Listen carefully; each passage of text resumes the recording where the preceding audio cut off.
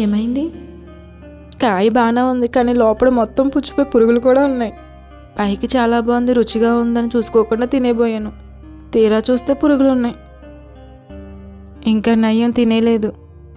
పైకి బాగా కనిపించి అంతరంగంలో శుభ్రం లేకుండా చిన్న చిన్న లోపాలకి అవకాశం ఇస్తున్న నీలాంటి వారు సులువుగా చిక్కులు పెట్టే పాపానికి బానిసలై అపవాదికి అవకాశం ఇస్తున్నారు. దానిని బట్టి దేవునికి అంతకంతకు దూరమైపోతున్నారు. మరి నీలో ఉన్న చిన్న లోపాన్ని సరిచేసుకోకపోతే ఆ జామకాయలాగే బాగానే కనిపిస్తున్న నీ జీవితం యేసయ్య ద్వారా ఊసివేయబడుతుంది. కనుక యేసయ్యకు కనిపించే హృదయాన్ని శుద్ధి చేసుకుని జీవించు.